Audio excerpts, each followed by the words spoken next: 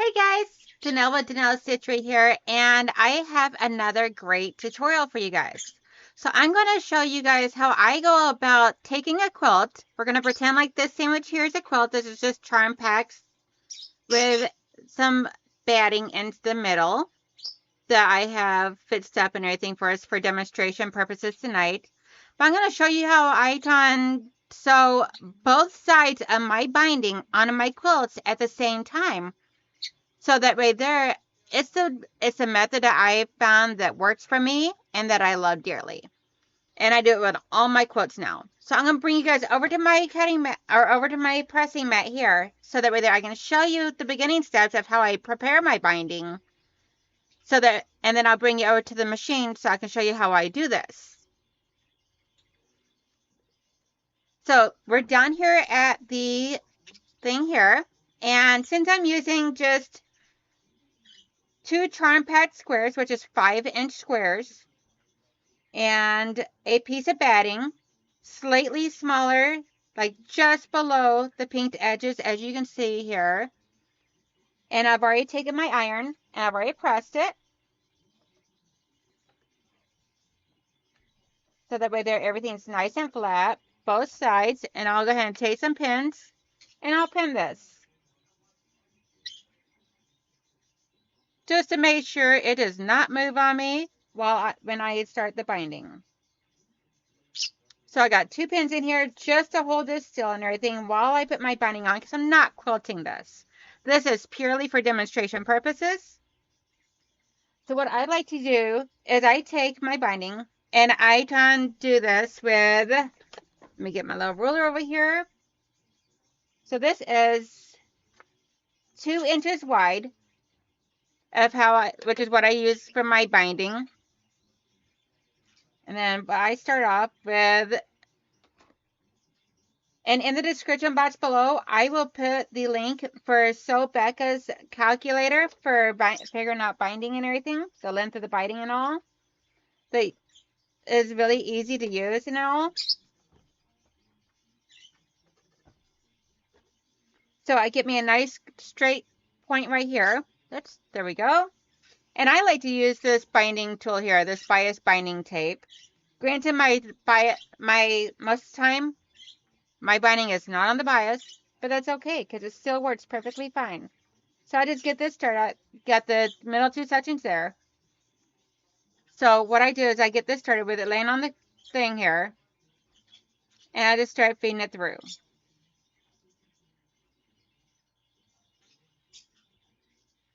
Once it gets to a certain point, I grab a little stick pin. Just one of those glass ball stick pins or whatever, or any stick pin will work until it starts coming out. Then I put my pin down in there. I bring it out just a little bit so you see here that it's folded over on both sides. I just take my finger nail and I press this little crease in it. Take the pin out for a moment just so I can get a good press here. You can use steam. I am not, just because of the fact that I do not have steam in my iron.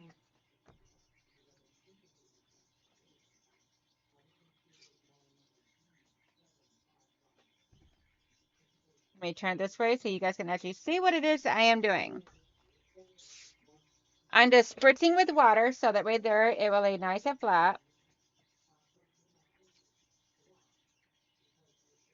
You can use steam, you can use starch, whatever it is that you want to do. And I am just pulling this through. So, I mean, this part here is about the same as what you would do for any other time that you are making a binding.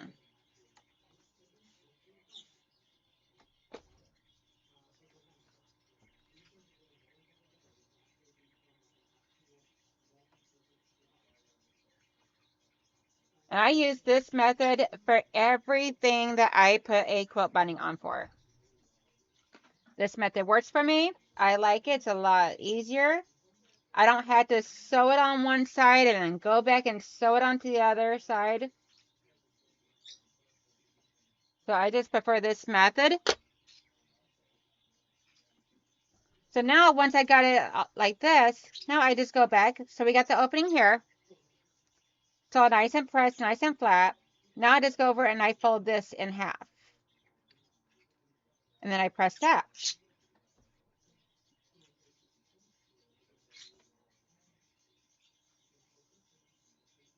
And normally this is where my seam would come in really, really handy. But since I don't have any steam in my, or any water in my iron, I haven't really been putting water in it lately for whatever reason. I just haven't decided to do it. Then I'm just spritzing with water and then pressing, so that way there it helps create that crust for me. You could use starch or whatever, however it is that you'd normally make your binding. I know some people just fold it in half and go on about their way. But this is like a good way of making bias tape. And I've just learned over the years how to wind up doing this, so that way there I can also do my binding like this. Now, if you're doing a 10-inch bowl cozy, then you'll use a 45 inches long for 10-inch squares. Let me get my machine on, and I am going to switch you guys back over to my screen here, just so that way there I can turn the other one around. And my stuff all out of the way.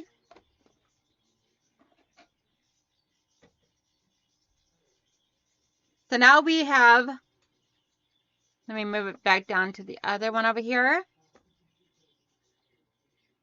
So we'll do it this way here. So now we have our our tape here, our binding strips that we've created. We've folded it in half. We'll fold the two sides in half and then fold it in half again. So what I like to do is, if I was starting on a bowl cozy or a hot pad set, I would start up here on the corner. Since this is going to be an imitation of a quilt, we're going to start down here. And what I'll do is I'll start sewing. Actually, we'll put this up this way. So what you want to do is you want to open this up. You want this part of the quilt sandwich right here at the edge to come up against this middle crease, which would be this crease right here. The inside of that crease is where you want this to land. You can pin it, you can clip it, you can do whatever. What I like to do is I just put it there and I hold it. And since this is going to be a quilt sandwich and obviously a very small one, I'm just going to start over here right towards the end. And I'm going to set this in here. This is a little bit harder whenever you're first starting out. And since I'm trying to do this on tutorial, it's looking a little bit more difficult than usual. So we have the quilt sandwich butted right up against it. You'll be able to tell because it gets all poofy right here. So we're going to start sewing right here, and we're going to sew all the way to the edge right here, where the edge of this here meets. You're going to sew right to there, and then you're going to backstitch. And then you'll cut your threads, and I'll show you the next step. I do a 1/4 inch seam.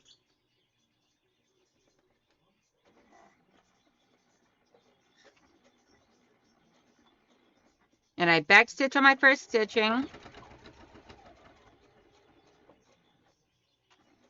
Backstitch. And then cut my threads. So to make your miter corner, because you can still do miter corners this way too. So to make your miter corners, let me trim up these threads here. So to make your miter corner, what you do is you try to open this up so that way there the point of the tip of your thumb is right inside that crease there. You create that T. So that crease up here going down the middle is going to be right up against the center of your quilt sandwich. And then you fold this down on both sides, and that gives you your beautiful miter corner on both sides. And then that way there, when you're stitching, and you can pin this, you can clip this on a normal size quilt. I normally don't clip or pin at all, unless I'm like just having a really rough time with it, then I will. But most time, I don't bother. To me, it's just a waste of time. I can adjust and everything as I go.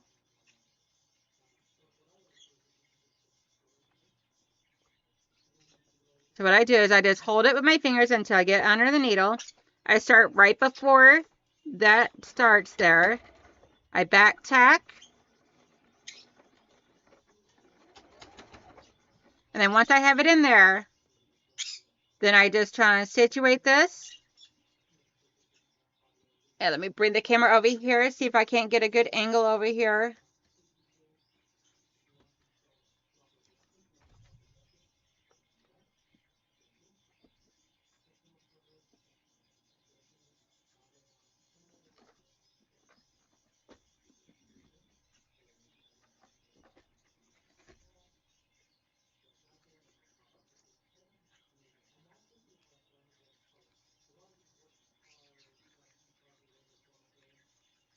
Just trying to locate there we go. Okay. Trying to get this positioned in here just properly, so that way there you guys can be able to see what it is I am actually doing. Let me move this camera over a little bit. You guys get a little camera sickness and all. I am so sorry. There we go. So what we do is I try and take this, I give it a little bit of a tug, and right where this crease here is right where I want that sandwich to go. So I just move it over to it's like right before it. I fold this over, and I got this nice and taut right here. And then I just continue to sew.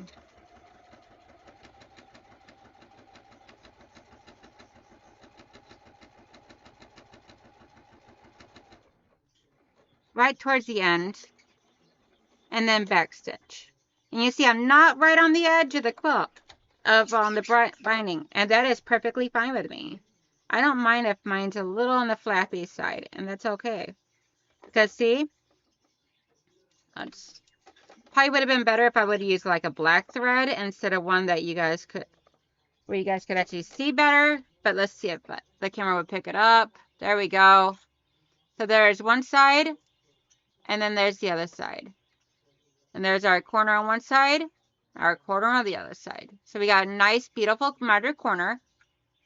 Look how gorgeous that is, guys.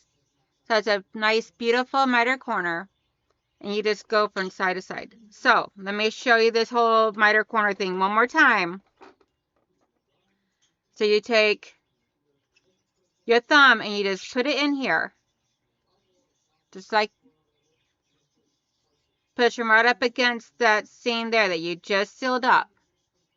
You take your other finger up here along the top, and it's going to create like this T shape up here. Like an arrowhead. Or in front of an airplane, whichever way you want to look at it. Then you just push down one side, push down the other side. If you want to use a clip, you can very much use a clip. You can clip it right there.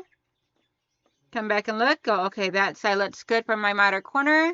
Check the other side. Make sure it's all lined up good. If it's not, then you just make sure that this in here is pressed right up against the edge. So that way there, that little corner will come down. It did take me a little bit to figure it out. And then once I have it underneath here, I can put my foot down. And what I like to do is make sure that my needle is going to be coming down right by the edge. If you want it right on the edge, you can. And let's go ahead and do that. That does take a little bit more of a risk, though, of it not catching the back side.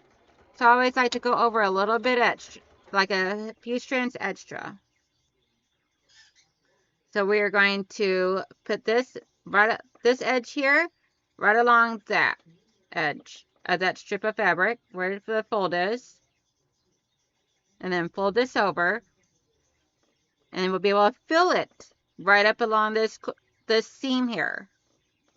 Or that fold.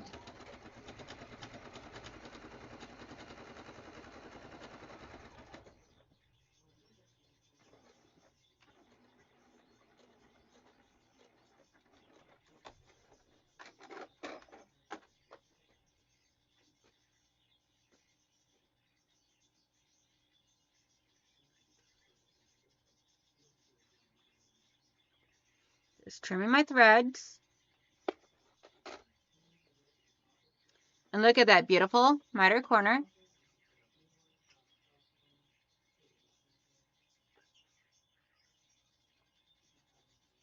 And the seam has caught all the way on both sides. And now you don't have to sit there and go back and hand stitch down one side or machine stitch down another side like you normally would. And you would do the same thing along this corner and then along that corner. And then over here, you would actually join these together to seal them up like you normally would. So let me turn this off for a moment. So I can put this camera back where it belongs.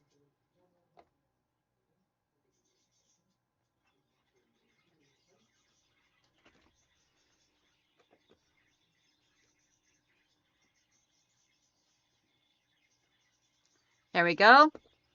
So what you would normally do when you're doing your normal quilt and everything, you would just try and go along all four sides, and then you would try and join these together like you normally would. Don't ask me to please don't ask me to do that part, because that part I always have to do 2 to 3 times because I mess it up every single time. I always get them backwards and twisted and everything else. So joining the 2 edges of the quilt binding always takes me a few times because it does not like me. But yeah, if you have any questions, please put in the link down below. And let me know, do you machine or hand quilt your binding onto your quilt? And also let me know in the description box or in the comments section and everything if you like this video, if you would like me to continue doing like little tricks and beginner things and all like I've been doing for the past few weeks. Because I would really like to know if you guys are enjoying these and if you like these little tricks I'm doing. Talk to you later. Bye!